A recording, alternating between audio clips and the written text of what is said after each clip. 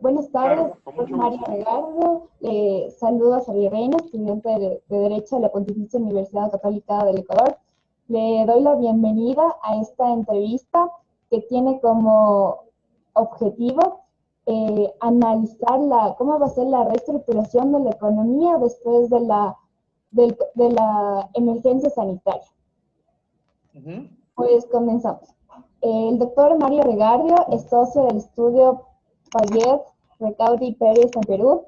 Es uno de los expertos más destacados en arbitraje comercial y procesos judiciales. Además, ha sido miembro de la Comisión del Ministerio de Justicia, encargada de proponer reformas al Código Procesal Civil, vocal del Tribunal de Licencias de la Federación Peruana de Fútbol y miembro de las subcomisiones de control interno y reforma legal de la Comisión de Ejecución del Proyecto de Reforma y Modernización de la Policía Nacional de Perú. Mucho gusto, doctor. Encantado. Bueno, doctor, a continuación vamos con las preguntas. La primera pregunta es, en base al costo y beneficio de un proyecto de ley, ¿cuál cree usted que sería el proyecto más conveniente que puede emitir un presidente para la reducción o regularización del desempleo a causa de la emergencia sanitaria? Flexibilización para el empleo. ¿Eso qué significa? Posiblemente cuando una economía está sólida, sana, competitiva, productiva, o sea, todo lo contrario a lo que más o menos estamos viviendo en el mundo, se pueda cumplir normas laborales que otorguen mayor cantidad de beneficios a los trabajadores. Pero en los contextos en los que de por sí ya puede ser cuestionable de otras teorías eso, ¿no?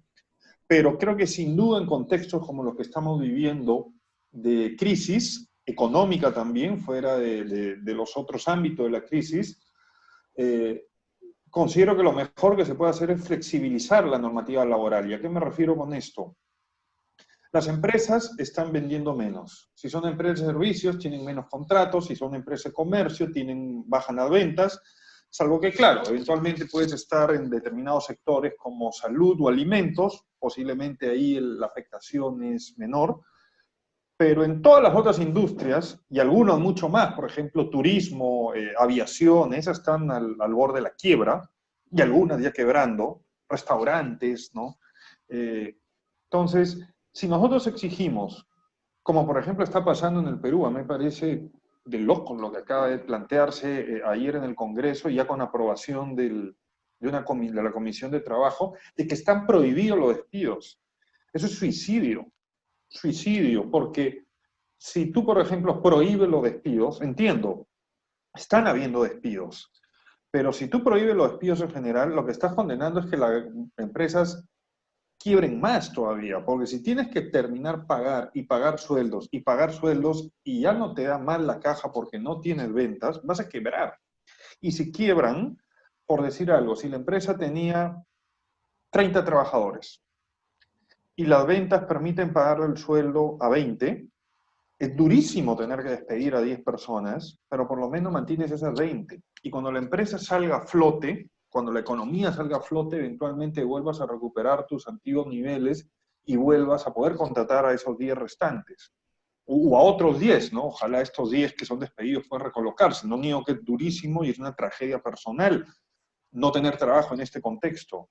Pero si tú obligas a que la empresa tenga que seguir pagando los sueldos, sin, por ejemplo, la posibilidad de reducirlos o sin la posibilidad de despedir, significa que la empresa va a pagar a los 30 hasta que ya no dé más la empresa. Y va a quebrar. Pues claro, tú no puedes construir la plata, no vas a robar plata. ¿De dónde vas a pagar los sueldos? Entonces, si tú terminas presionando a las empresas para que tengan que seguir pagando sueldos, no puedan despedir, al final no solo son 10 los que se van a quedar sin trabajo, van a ser los 30 completos. Entonces, eso ha llevado todo sentido. La posibilidad de hacer, por ejemplo, suspensiones temporales de trabajo, es decir, decirle a los trabajadores, mira, te suspendo el trabajo por 3 meses y no te voy a pagar el sueldo, tampoco vas a trabajar, y en 3 meses que la economía eventualmente vuelva a caminar a mejores velocidades, te vuelvo a contratar. Pero eso es mejor que la empresa quiebre y quedarse sin trabajo por completo. Entonces, generalizando, la respuesta. Creo que flexibilizar las normas laborales le da la posibilidad de que las empresas se puedan acomodar para salvar algunos trabajos, la empresa siga funcionando, salga a flote y recupere sus niveles de antes. La rigidez lo que hace es condenar a las empresas a la quiebra y a que todos pierdan trabajo. Pero, doctor, otra de las posibilidades que se estaban dando era que se dé como que se creen unos nuevos contratos con los trabajadores para que así u otra manera el empleador como el que da el trabajo, como hacer un acuerdo entre las partes y así comenzar como que mantener también a los trabajadores. Esa es una de las ideas que se plantea aquí en el Ecuador. ¿Usted qué cree? ¿Cree que esa idea ayuda? ¿En qué consistiría el acuerdo? El acuerdo es para que en caso de que se vaya a hacer el despido, recuerde como que el tiempo para pagar la liquidación que se va a dar la persona o el de las horas. Entonces, esa es una de las maneras que está buscando el Ecuador de reducir las masivas cantidades de despidos que actualmente se está dando. ¿Usted cree que esta es una manera también correcta de controlar o regular los despidos? Y yo creo que es sí una manera parcial entre las distintas medidas que se pueden tomar. No creo que sea eso suficiente, pero sin duda creo que es una medida para aliviar la presión de una masiva quiebra de empresas. Entonces sí, me parece que esa es una buena medida dentro de un paquete de medidas que se pueden dar para tratar de que las empresas no quiebren. Y con esto quiero recordar algo. Hay, sobre todo a nivel de opinión pública, la idea de que el Estado hace esto para proteger a las empresas y a proteger al gran capital. Y en un inicio puede entenderse así, estas medidas. Pero lo que hay detrás es que si uno no rescata a la empresa y no le da esas flexibilidades, la empresa como un todo quiebra y ahí no solo sale una parte de los trabajadores, sino que todos los trabajadores de la empresa se quedan sin trabajo, incluido los mismos propietarios, ¿no? O accionistas. Entonces, sin duda, medidas como la que me dices, creo que ayudan a darle un poco de aire financiero a las empresas para que no quiebren y se puedan recuperar y por lo tanto dar más trabajo. Y ojo, otro efecto de que la empresa quiebre no solo es que hay gente todos se quedan sin trabajo, sino que además si la empresa ya no está en actividad, no va a pagar impuestos. Entonces se reduce además la recaudación tributaria, que es el principal mecanismo que tiene un Estado para financiar los servicios públicos. Cuanto más empresas quiebren, menos impuestos se van a pagar y menos dinero va a tener el Estado. Entonces es un círculo vicioso terrible. Sí, ayuda en algo lo que tú me estás diciendo. Muchas gracias, doctor. Doctor, la siguiente pregunta es, ¿cuál sería el proceso legal y económico que debe de asumir el Estado después de la terminación del estado de emergencia en el área de contratos laborales? A ver, yo creo que más o menos la respuesta es similar. Es una flexibilización general. Y de repente, si quieren, nos ponemos a ver medida por medida. O sea, son distintos medidas, no hay una sola. Si tenemos que generalizarla, a eso me refiero con flexibilización laboral. El derecho tuitivo muchas veces, y con derecho tuitivo me refiero a esa visión del derecho de proteger a personas en situación de vulnerabilidad, y sin duda un trabajador en el contexto de hoy está en situación de vulnerabilidad, pero a veces el derecho tuitivo, mal enfocado de un punto de vista económico, puede terminar siendo más perjudicial para los trabajadores. Entonces, la solución no consiste en decirle, ok, como hay crisis, vamos a subir el sueldo de los trabajadores y vamos a aumentar los derechos laborales. Eso lo único que va a generar es la quiebra de la empresa. Si no vendes, ¿cómo pagas sueldos? Entonces, en general creo que lo que tenemos que hacer es flexibilizar los sueldos mínimos. Eso suena bien salvaje y duro. Yo estoy muy consciente que eso es totalmente impopular y decirle a un trabajador que va a ganar incluso menos en crisis es terrible. Pero más terrible es decirle que se queda sin trabajo. Claro. Entonces, por lo menos temporalmente debe permitirse la reducción de los sueldos, debe permitirse lamentablemente va a tener que permitirse los despidos, no prohibirse, y darle facilidades a la empresa, o sea, ojo, dar créditos, que el Estado dé créditos a las empresas para que tengan capital de trabajo y puedan volver a generar. Entonces, porque claro, el sector financiero, los bancos van a poder seguir dando créditos, pero posiblemente los bancos, que comprensiblemente su trabajo es hacer dinero, ¿no? Porque es una empresa, un banco, una empresa financiera, el Estado lo que podría hacer es o directamente entrar a dar esos préstamos con tasas de interés bajas, plazo de gracia, eventualmente incluso sin garantía, o que sea el sector financiero privado el que pase a dar estos préstamos y el Estado solo pase a ser una garantía, o sea, el que brinde, o sea, una banca de segundo piso, que sea la que preste, inyecte capital a los bancos, para que los bancos a su vez puedan dar línea de crédito a tasas bastante bajas.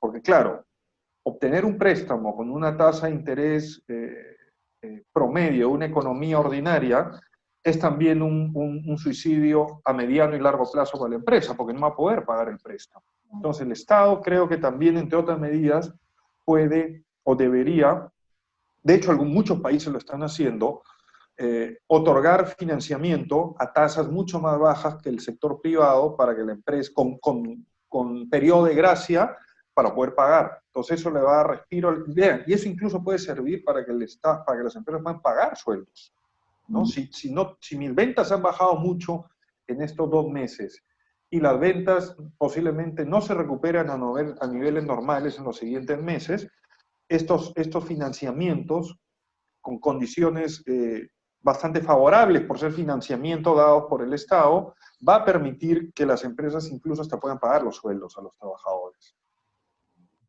Ya, doctor, muchas gracias. La tercera pregunta es la siguiente. ¿Cuál cree usted que sería el mejor establecimiento económico para el fortalecimiento de la economía de los países latinoamericanos? Uy, la pregunta es bastante amplia, ¿no? Mira, yo diría, lo del financiamiento de los estados y flexibilización laboral son 2 cosas centrales. 3, obra pública. Uno de los sectores que más trabajo generan y que más mueven la economía, porque implica que al empezar a girar ese sector, indirectamente empieza a hacer mover la rueda de otros sectores, es la construcción de obra pública. Es decir, sobre todo los los países latinoamericanos que, al no ser países desarrollados, tienen todavía muchas carencias de escuelas, hospitales, carreteras, puentes, aeropuertos, en fin. Si el Estado se pone a hacer esa obra pública, va a generar trabajo, porque va a hacer obras grandes, se necesitan muchos trabajadores, muchos obreros, a su vez vas a necesitar proveedores de cemento, de fierro, de material de construcción, lo cual a su vez genera que las fábricas y los comerciantes de eso empiecen a trabajar, y esos a su vez necesitan otros proveedores. Entonces esa es una manera como el Estado puede echar a andar la rueda, ¿no? Esas medidas que le llaman contracíclicas, es decir, es bien curioso que estando en crisis y el Estado recaudando poco en impuestos, que se ponga justamente a gastar. Si lo mira desde el punto de vista de una persona natural, claro, uno puede decir, si no tengo ingresos, estoy sin trabajo, ¿cómo me voy a poner a gastar plata?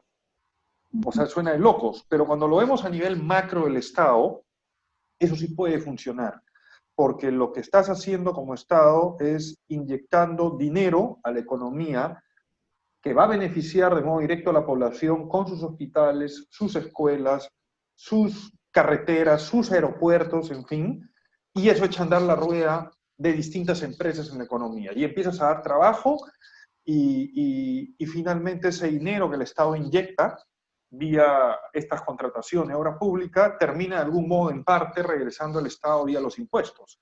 Es decir, el impuesto al valor agregado que normalmente tiene cualquier transacción en el mercado, no sé cómo le llamen en Ecuador, en el Perú le llaman impuesto general a las ventas.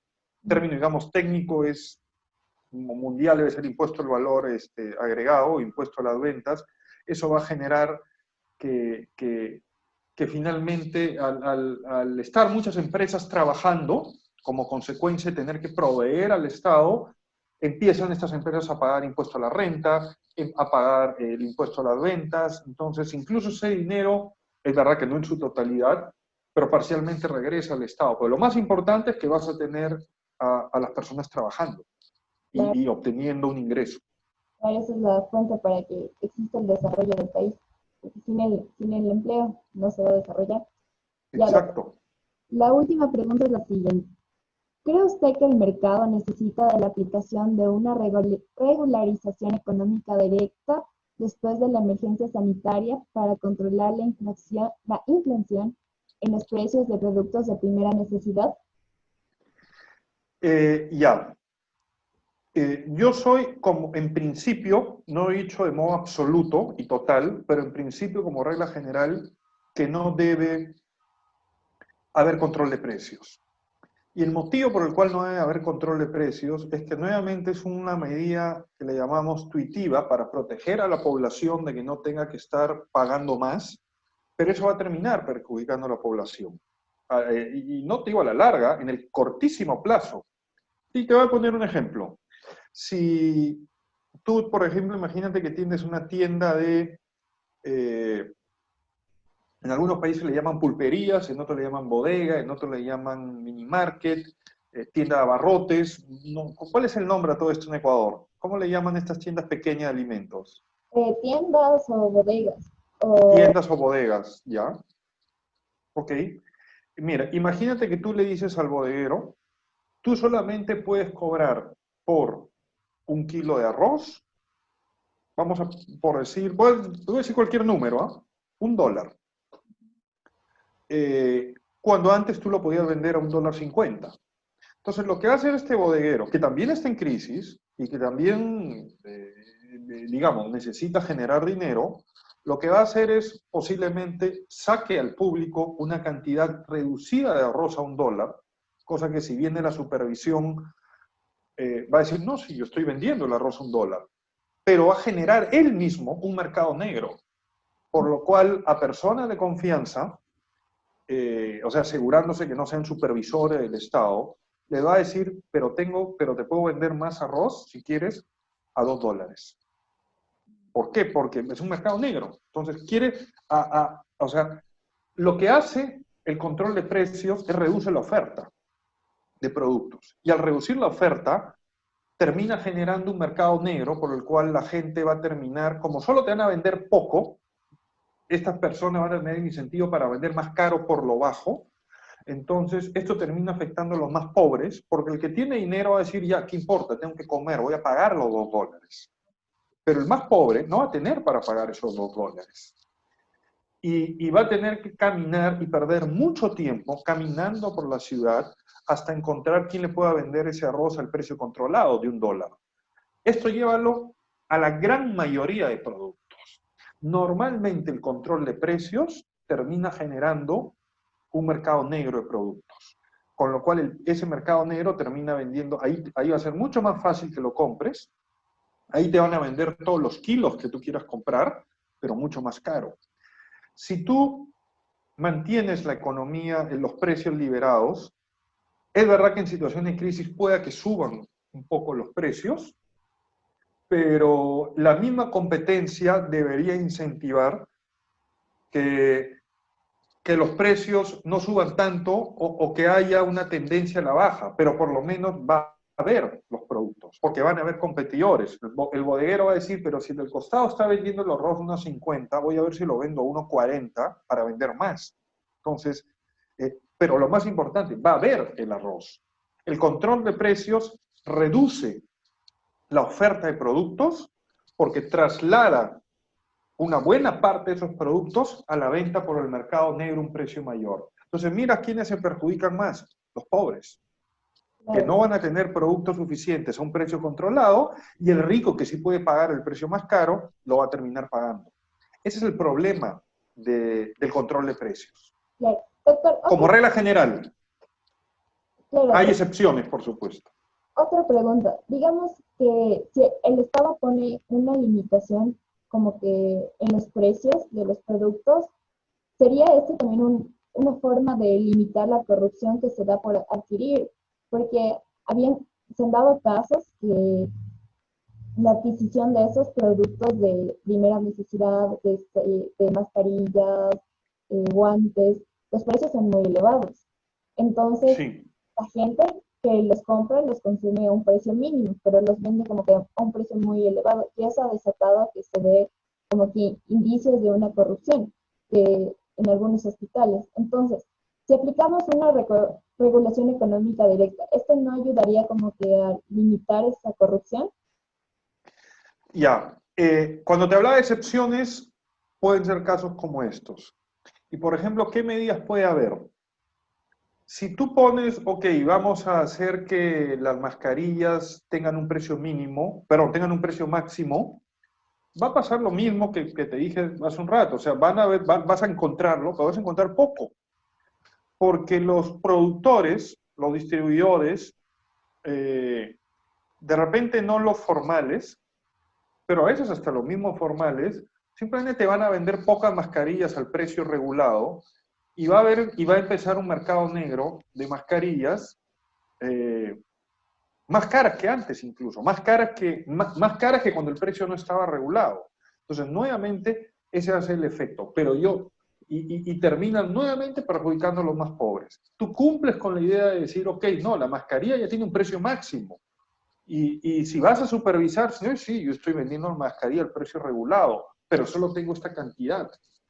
Y tú no muestras, y lo que haces es no muestras la cantidad de mascarillas que puedes tener tú listas para la venta en un mercado negro a un mejor precio. Y entonces ahí vienen y te dicen, no, pero para eso vamos a convertir en un delito la especulación y el acaparamiento de mascarillas. Ok, eso pasa a ser un delito, pero si no es sencillo supervisar y meter a la cárcel a la gente, muchos comerciantes se van a correr el riesgo de hacer eso. Entonces, ¿qué medidas se pueden utilizar frente a esto? Si viene un comerciante, imagínate el Estado, que le diga a los comerciantes, mira, en vez que esté vendiendo mascarillas de a uno o de paquete de a 10, yo, Estado, te voy a comprar 1.000, 10.000, 1.000.000. Y como te voy a comprar todo de a una, o sea, digamos, en un solo golpe, hazme un buen precio. Entonces, el comerciante, ¿qué va a decir? Oye, prefiero venderle al Estado de una vez toda mi producción a un buen precio y que el Estado, entonces, se ponga a repartir esta mascarilla o a venderla. Pero ojo, eso es una situación excepcional porque estamos en pandemia y porque hay gente muriéndose. Si no, pues el Estado se dedicaría a hacer eso en todas las actividades económicas. En otras palabras, estamos hablando de una especie de subsidio indirecto en tiempo, servicios y recursos del Estado a la mascarilla, que podría finalmente generando que la gente tenga acceso a la mascarilla. El solo control de precios por sí solo puede terminar siendo perjudicial, porque la gente no va a encontrar mascarillas en una cantidad suficiente al precio regulado y la va a encontrar más cara. Pero aquí los costos sociales aumentan frente si aplicamos esa medida. Por ejemplo, qué tipo de costos? O sea, me refiero a los costos sociales, digamos, como usted ahorita lo mencionó, de las mascarillas. Una persona por el costo elevado de una mascarilla, la persona no puede acceder. Y otro también sería por la escasez. Entonces, supongo que al no acceder a esa mascarilla, a esa protección por este virus, habría más contagios, la gente no podría salir de sus casas. Y así. Exacto, exacto. O sea, si un pobre no puede pagar, yo sé, el pobre va a intentar, obviamente, por justamente es pobre, comprar la mascarilla en el precio regulado. Pero si la oferta baja, es decir, los comerciantes no van a querer vender lo suficiente al precio regulado porque pierden plata y ganan más vendiendo en el mercado negro, el pobre no va a encontrar mascarillas suficientes. Entonces va a tener que caminar mucho hasta encontrar quién va a tener mascarillas para venderle. Y si pierde mucho tiempo, pierde. Sí, el tema, mira, si lo planteamos en los términos de análisis económico del derecho, creo que ahí el costo social sería el número de personas pobres sobre todo, que no van a poder acceder a mascarillas porque las mascarillas al precio regulado van a ser ofertadas en una menor cantidad, les va a costar tiempo encontrar esas mascarillas y no van a tener dinero para pagar rápidamente la mascarilla en mayores cantidades que se van a vender a un mayor precio en el mercado negro. Y ese costo social básicamente implica la posibilidad, uno, de enfermarte, ¿no?, del COVID, y dos, si tú eres portador, terminar transmitiendo el COVID porque no te estás protegiendo.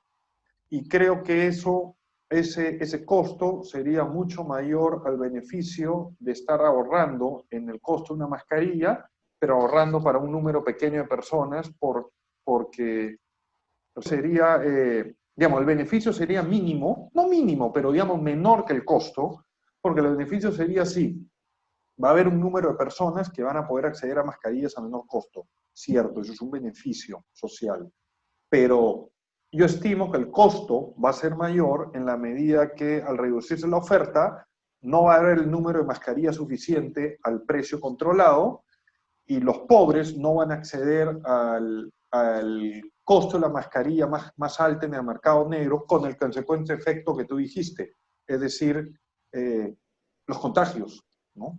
Y si seguimos yendo para atrás, todo lo que significa un contagio, ¿no? Si no tienes un buen seguro, un buen sistema de salud, las consecuencias pueden ir desde pagar mucha cantidad de dinero hasta morirte, ¿no? Mucha cantidad de dinero en el tratamiento hasta morirte, sin duda. Y seguimos con los costos, ¿no?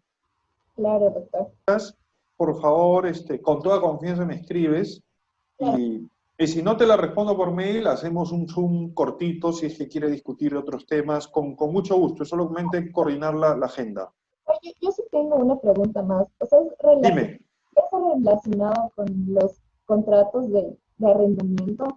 O sea, aquí en el Ecuador, muchas empresas están en quiebra y están decidiendo como que ya salirse y dejar el contrato de arrendamiento. Pero por parte de los arrendatarios les obligan inmediatamente que hagan, o sea, que cumplan todo su fecha del contrato hasta la duración que se retiren. Entonces, aquí el problema es, la empresa que está en quiebra no va a poder pagar ese arrendamiento, ¿no es cierto? Porque no tiene el suficiente dinero para pagarlo. A pesar de que en el contrato esté obligada a la persona a pagarlo, ¿cómo se podría ayudar o qué manera podría ser para que la persona pueda pagar hasta el cierto plazo que ocupó? Porque como estuvimos casi 3 meses sin ocupar los inmuebles y todo, creo que, o sea, ¿usted cuál cree que sería una solución frente a este problema? Ya, uy, estás tocando un tema súper, súper serio, súper serio. Y súper serio incluso desde el punto de vista legal, ¿eh? No solo económico, legal. O sea, tiene varios niveles de discusión y análisis. Con cargo a hacerlo esto corto porque lamentablemente a la 1 tengo otra conferencia a la que debo conectarme. Y yo te diría, voy a hablar desde el punto de vista del análisis económico, no te voy a hacer un análisis legal puro, ¿no? Desde un punto de vista de análisis económico, pareciera que medidas excepcionales, tipo suspender los pagos por 2 meses o dar facilidad de pago durante un plazo más largo, o suspender eventuales desahucios o desalojos por un tiempo corto, puede ser socialmente beneficioso. Si bien esto va a generar un costo en el propietario o el arrendador porque va a dejar de recibir dinero, va a dejar de recibir menos, ojo, por un tiempo. Sin embargo, el costo social de pronto tener mucha gente en la calle puede ser excesivamente alto, ¿no? Familias desalojadas, o sea, nadie previó esta situación. O sea, una cosa es que a alguien de pronto le vaya mal en el negocio, algo pase y lamentablemente tenga que resolver el contrato y salir y mudarse y buscar otra casa, eso pasa, ¿no? Y eso de algún modo pasa continuamente en una economía que está sana, pasan esas situaciones, pero aquí estamos en una situación excepcional y masiva. Si nosotros cumplimos a rajatabla en este momento los contratos y la ley, vamos a tener un montón de gente en la calle.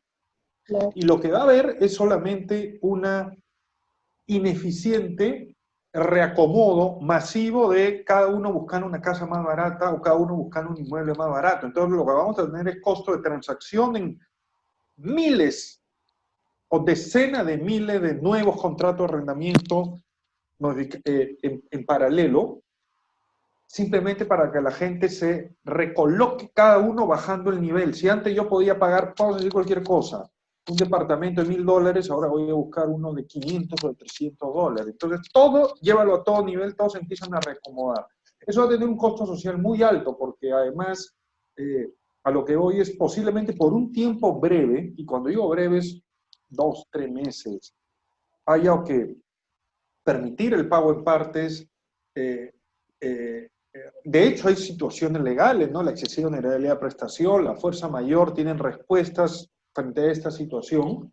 Depende, por supuesto, de la legislación de cada país, pero lo que hoy es la excesiva onerosidad de la prestación puede ser, por ejemplo, una figura que justamente estaba prevista para que en situaciones impredecibles, irresistibles, extraordinarias, alguien pueda reducir su prestación. Entonces, sí hay la posibilidad de que temporalmente pueda haber una salida frente a esto. Creo que mantener a rajatabla el cumplimiento de los contratos de arrendamiento, como si no hubiese pasado nada en el mundo ni en la economía, va a terminar generando un costo social más alto. Lo que quiero decir es por mantener el beneficio de los propietarios, quienes se van a ver afectados, por supuesto, con una reducción de los arrendamientos o con una demora legal de los pagos, vamos a terminar generando un costo social muy grande. Entonces sí creo que aquí deberían darse, y de hecho muchos países lo están haciendo, salidas temporales, ¿no? Solamente por la pandemia.